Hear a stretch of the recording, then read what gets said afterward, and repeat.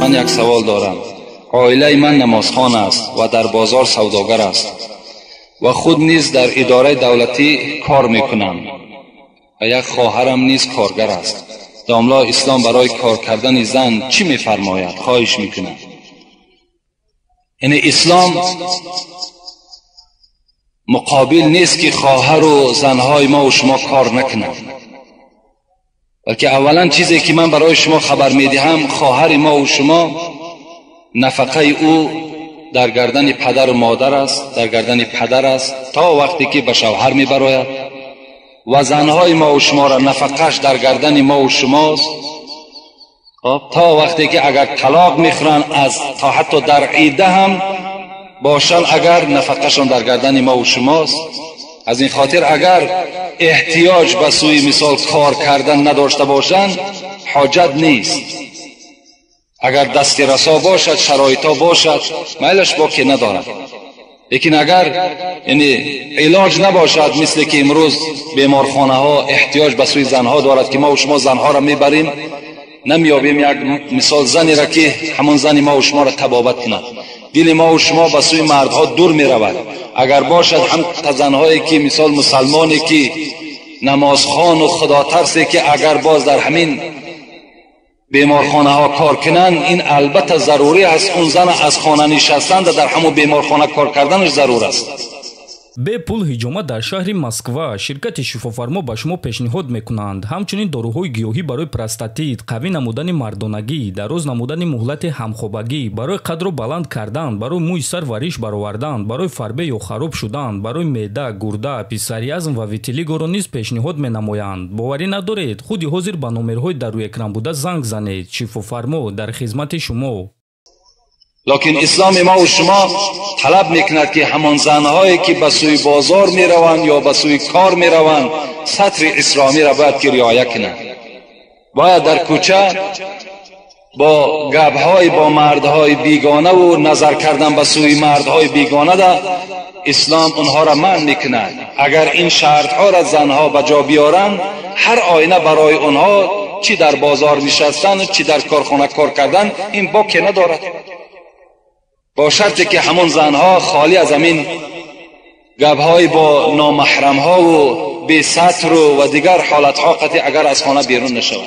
یک حدیث من نویساندم، میخواهم همین به سمع شما برسانم. پیغمبر خدا گفتند: ایاک بالخلوة بالنساء والذی نفسی بیدی ما خلا رجل بامرأة الا ودخل الشیطان بینهما ولأن يضحم الرجل خنزيرا متلطفا بطين او حماءة خیر له.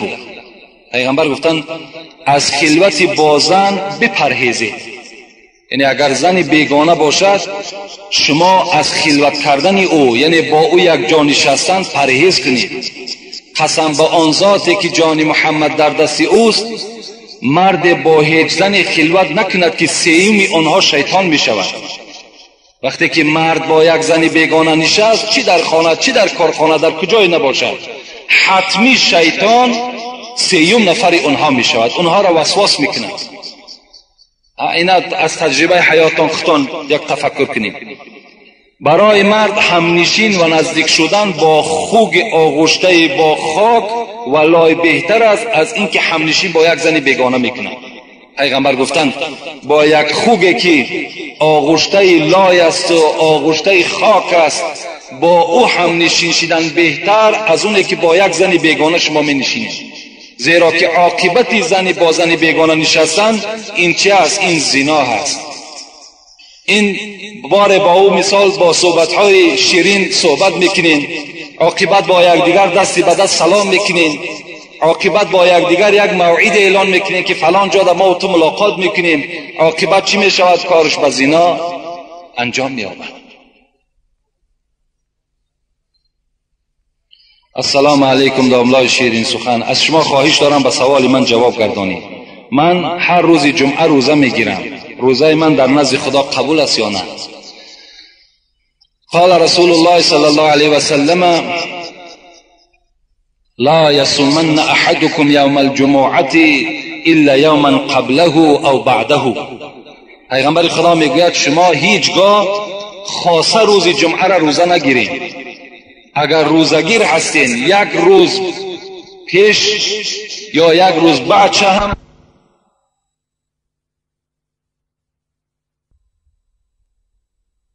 در نماز با هر طرف نگاه میکنن، این چی میشود؟ آیا نمازشان ثواب دارد یا نه؟ در مسئله نماز ما کو چند بیگاه شد بین قوم خود صحبت ها داریم، مسئله های نماز دائم بیان میکنیم. در نماز وقتی شما بی پروا باشین، به نماز وقتی اهمیت ندهین، یعنی وقتی نماز خواندن سجدگاه را نگاه نکنین، بلکه به هر طرف شما توجه کنین و خاطر شما پریشان باشد، این صورت در نماز شما هیچ ثواب باقی نمیماند، هیچ ثواب. زیرا یگانه عبادتی هست که گناههای شما را خداوند به سبب این نماز مغفرت میکند. یگانه عبادتی هست که شما با این نماز با خدای خود پیوست میشین و راست میگویید. حاتم یسم خدا رحمت کند در کتاب میگوید که وقتی که در بالای جای نماز می ایستاد، از او پرسان میکردند چگونه نماز ادا کردی؟ میگفت وقتی من بالای جای نماز می ایستم فکر میکنم که خانه کعبه در پیش من ایستادگی است. وقتی که من در عبادت می ایستم همچنان تصور میکنم که در پس پشت من عزرائیل ایستادگی است. این زمان یا زمان دیگر جان من را قبض میکند.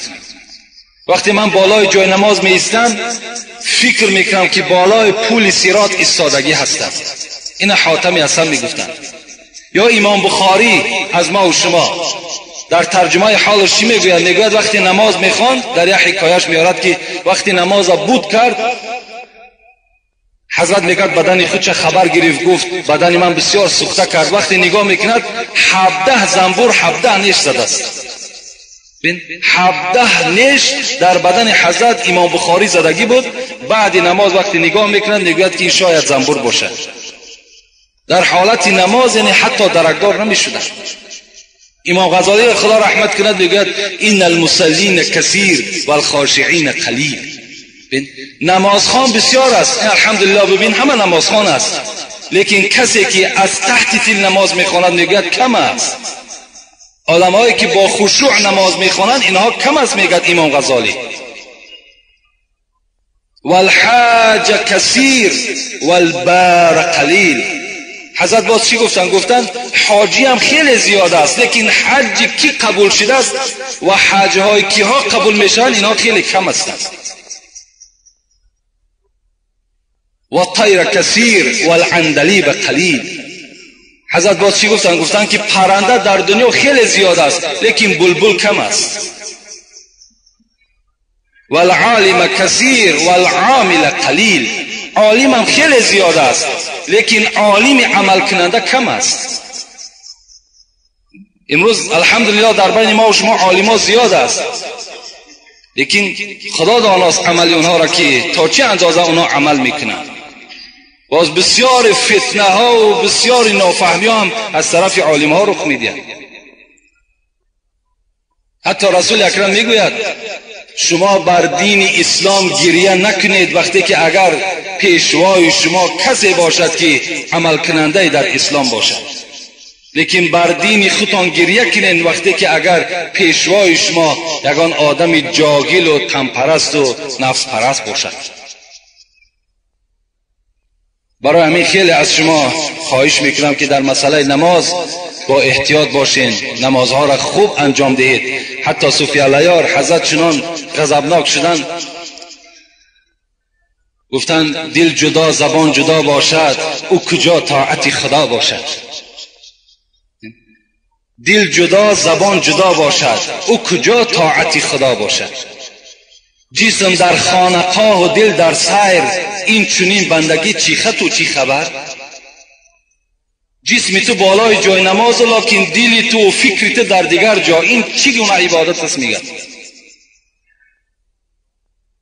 دست در صبح زبان در یاد، دل در انجام دنیاوی فریاد. در دست تسبیح داری الحمدلله میگوی، لیکن دل تو این قبول نمیکنن. دیگر دل تو خاطرش فکرش در دیگر جاست. ظاهر خود حرقه پوشی ها، باطن خود مکر و فریبی ها. حضرت میگوید بیرون شما را تماشا کنند، یک عجیب یک منظره خوب در بیرون شما دیده می شود، لیکن باطن شما همه مکر و حیله و فریب است. در آخر گفتند این چی طاعت چی بندگی باشد، مردنت به که زندگی باشد. مردن بهتر از این گونه عبادتی که اون آلوده فکر خیال باشد، آلوده ثواب نباشد. از این گفتند مردن بهتر.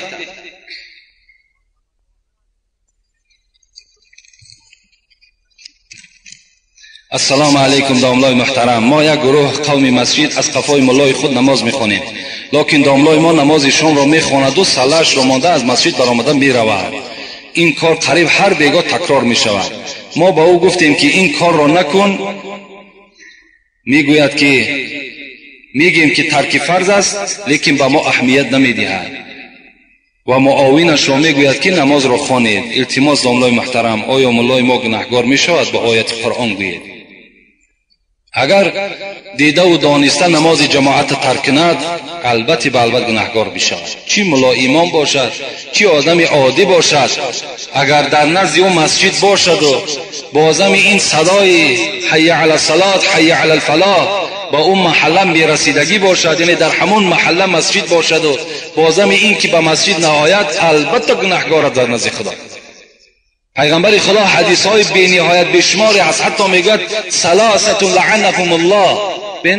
این خیلی یک وعید سخت پیغمبر خداست.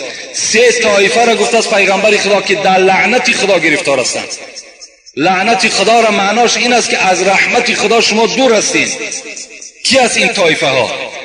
من اما قوم وهم له کارهون. یکم همان ملایی که مردم نمیخواهد ملاگی او را و وای بزوری ملا شده است، بزوری همون منبر از خود کرده است، چی بازار بی پول باشد، چی بازار بی آدمایی که مثال در دیگر اداره ها دارد، چی مثال پشت و قناتی به قوت دارد، همون محراب از خود کرده است. لیکن مردم آیا دوست نمی‌دارد؟ به سبب چی دوست نمی‌دارد مردم؟ به سبب آنه که این ملا ارزنده محراب نیست، این علم ندارد، این تقوا ندارد، این خدا ترسی ندارد. از این خاطر مردم وای بد میبینند. پیغمبر خدا گفتن لعنت خدا بر این امام باد. دوم و امرأة باتت و زوجها علیها ساخط.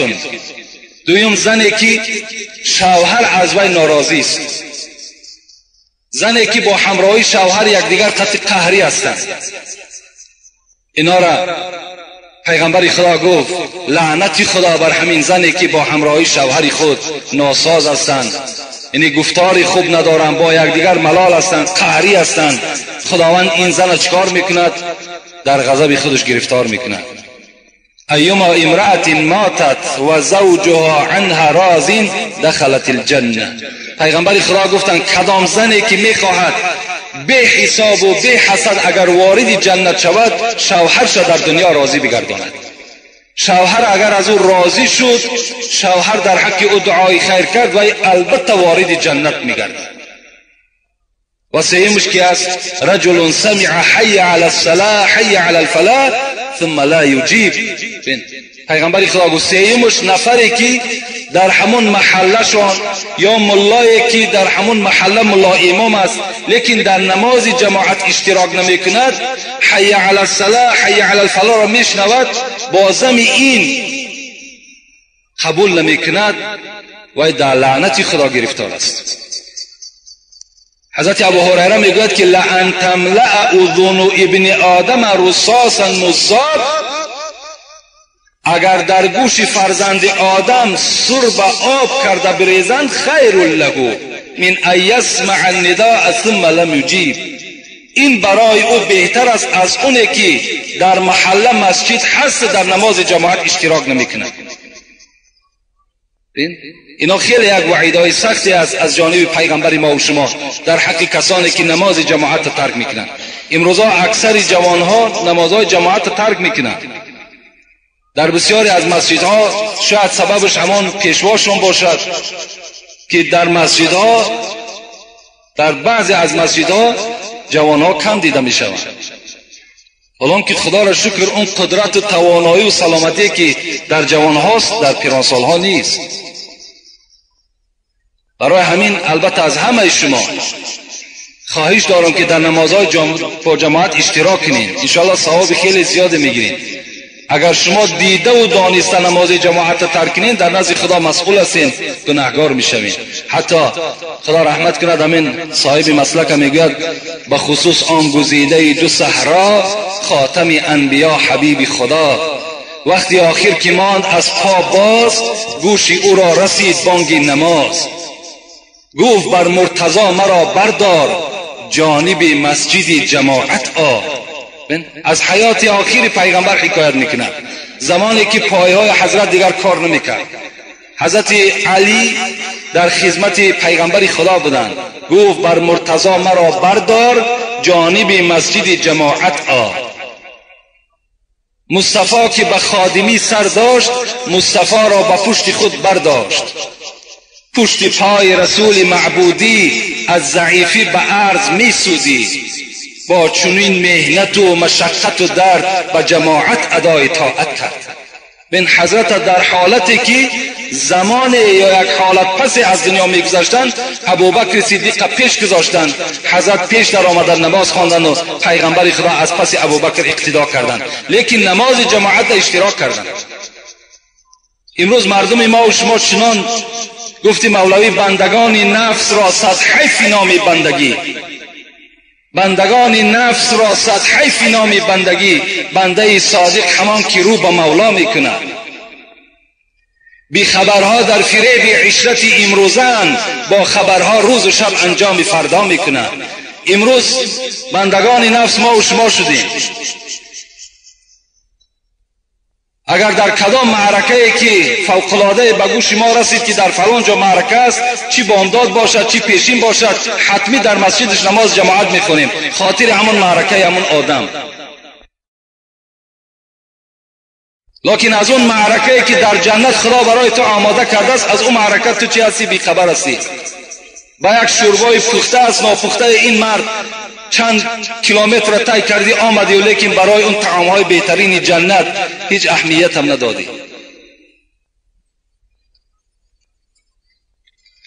السلام علیکم. دامنای شیرین سخن میخواهم به سوالهای من روشنی اندازی. اگر شخصی که در زمستان احتلام شود، سحر خیزد که آب گرم نیست، اگر آب گرم کند وقتی نماز میگذرد، این شخص تیمم کند ممکن است؟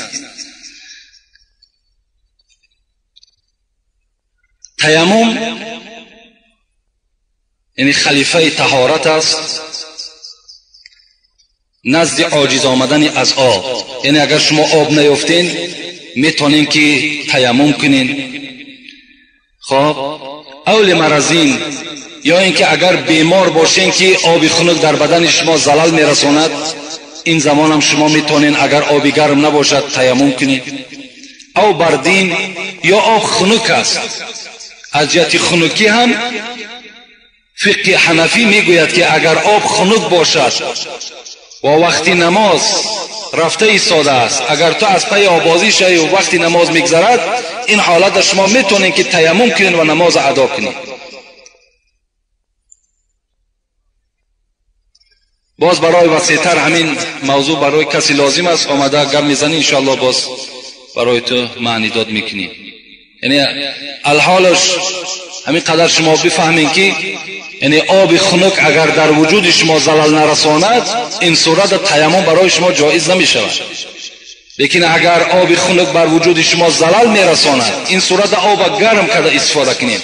لیکن گرم کردن در شرایط نباشد، این حالت شما میتونید که تیمم کنید. شخص جنوب با یک تیمم هم غسل و هم طهارت کنه، درست است. البته آدمی که همون جنابت در مبتلا شده است، همون تیممی که میکند همون کفایت کننده است، هم برای جنابتش و هم برای چیز طهارتش. یعنی با یک تیمم تو البته از جنابت هم پاک میشی، باز صاحب طهارت هم میشوی. لیکن نماز که خواندی الکی تو قدرت بر آب داری، این صورت آب گرم میکنی و آوازی میکنی، باز با نماز دیگر تیار میشوی. شخص در نماز 4 رکعته لایق شد که قعده آخر بود، امام سلام داد و آن شخص نماز را دوام داد. با جماعت داخل شده است یا نه؟ البته داخل شده است. کسی که در کدام رکعت نماز اگر می آید امام در می یابد، اون البته از نماز جماعت حساب می خورد. حتی شما از زمان خانه قدم میزنین به سوی مسجد، آمدین که نماز جماعت دایراب هم که نکنین، شما ثواب نماز جماعت گرفتین. حتی که پیغمبر خدا میگوید که نگاه میکنین که وقت کم است، شما در راه ندوین، حتی برای نماز جماعت ندوین، بلکه آهسته آهسته قدم زنان به مسجد بیاین. اگر چی بود کردن میلش خود تنها میخوانی، تو در حکم جماعت هستی، تو ثواب جماعت میگیری.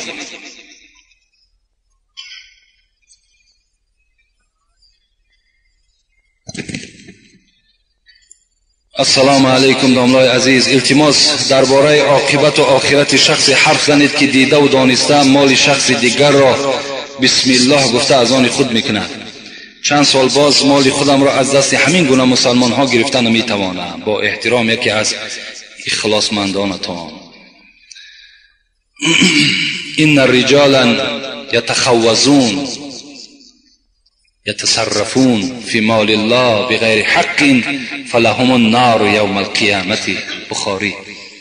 امام بخاری در حدیثهای خود بیان میکند که کدام مردی که مال یک برادرش تصرف میکند بغیر حق میگیرد، یقینا انتظار باشد که آتش دوزخ منتظر وی است.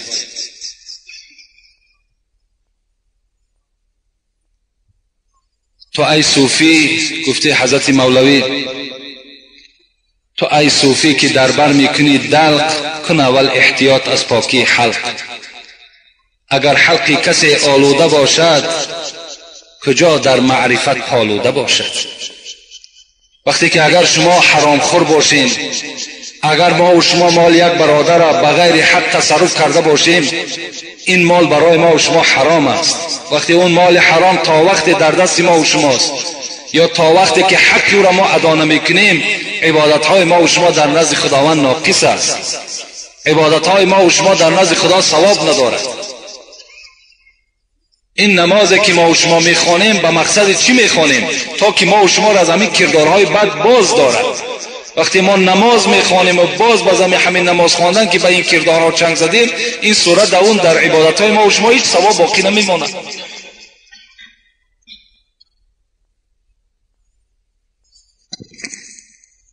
السلام علیکم داملای شیرین سخن، من از شما خواهش دارم با همین سوال من جواب دهید. بعضی آدمان میگویند که آدمی بیوه صدقه و معرکه کند قبول نیست. خواهش میکنم با همین سوال من جواب بدهید. سوال را دادم، جوابش را منتظرم. یعنی آدمی که بیوه گفتگی، یعنی یک آدمی بی سرپرست، آدمی بیچاره کمبغل، وقتی خیر احسان میکند، در اصل خیر احسان او در نزد خدا ثواب ندارد. اسلام ما و شما به ما و شما بسیار یک کمک های زیاد دادگی هست. حتی خدا در قرآن میگوید لا یکلف الله نفسا الا وسعها. هیچ بنده را تکلیف نمیده مگر قدر قوتش. پیغمبر خدا میگه لا اشتری شیئا لیس عندي ثمنه. هیچ چیز نمیخرم تا وقتی که اگر در کیسه من، در جیب من اگر پول نباشد. امروز ما و شما چنان معرکه های کردیم، با چنان معرکه های کرده ایستاده ایم که هیچگاه ما و شما از قرض خلاص نمی شویم. هیچگاه.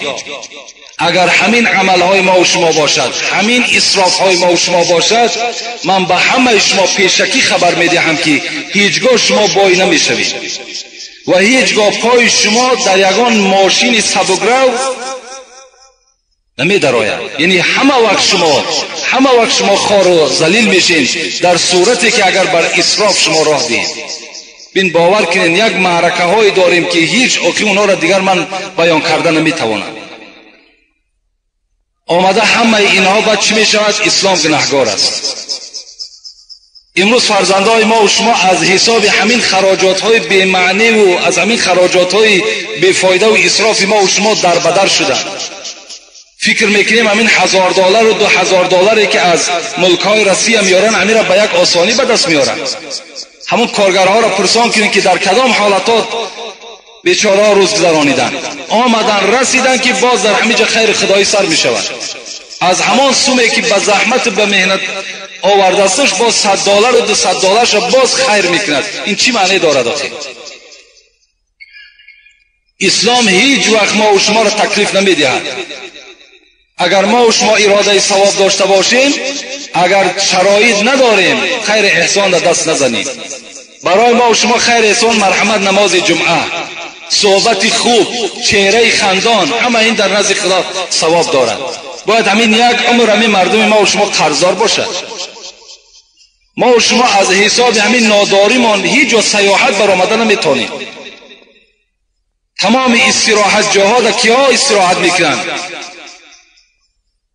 همون کسانی که هیچ نبوی اسلام به مشامشان رسیدگی است. همه راحت اونا از خود کردگی هم. برای ما و شما را چنان پروگرام‌های جور کردگی هستند که دیگر اصلا میگون که از قرض نمیبراییم. یک مرده 3 بگی نمیتیم، 7 بگی نمیتیم، 40 میتیم، 20 میتیم، سال میتیم، 1 سال دیگر پنجشنبگی میتیم. در کدام کتاب است این؟ کنی کو در کدام کتاب است؟ کنی همین بین شما اگر داملای باشد خیزت بیاد 100 جان ما هم قبول داریم.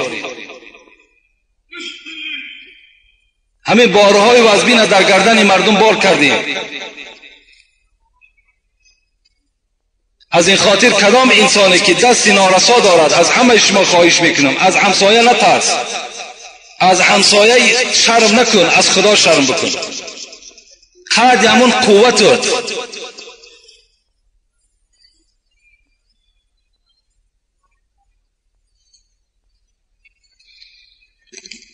این است خاص اسلام ما و شما. حتی پیغمبر میگه ابدا بنفسک فتصدق علی.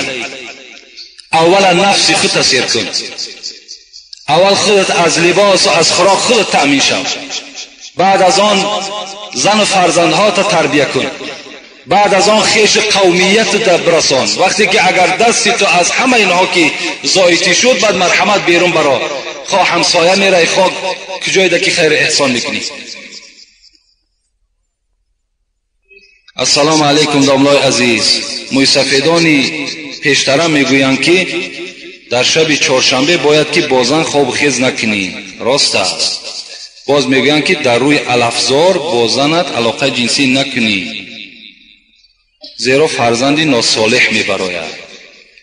اکنون فرزندی صالح و ناصالح این به خدای ما و شما وابستگی دارد، به الافزار و به روز چهارشنبه وابستگی ندارد. اینا هیچ دلیل اصل ندارد، هیچ دلیل اصل ندارند که در روز چهارشنبه یا روز دوشنبه مثال بازن خانه‌داری کردن دیگر هست. اینا هیچ معنی ندارند. هر کسی که قدرت دارد، خواه در روز است، خواه در سحر است، خواه در پیشین است، در کدام حالتی که نبیش مالی توست، مرحمت استفاده کردن بگیر.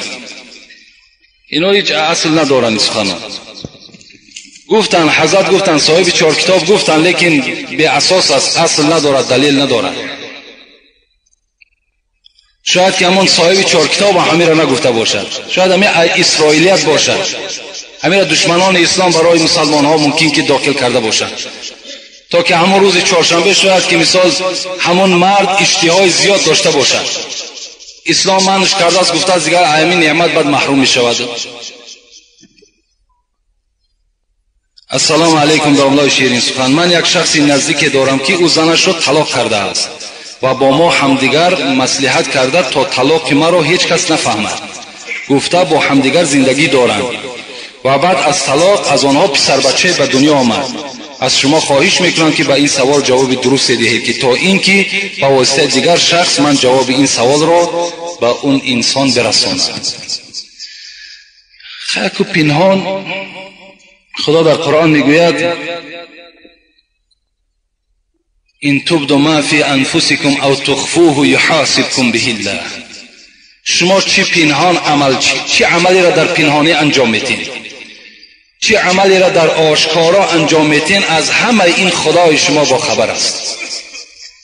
پنهانش کرده است. مثال با زن طلاق کرده شده که زندگی میکند، زندگی و البته حلال نیست. اون فرزندی که به دنیا آمده است، او فرزند الکه ولد زنا هست، اون بیچاره الکه یک داغ در وجود او جایگیر شد.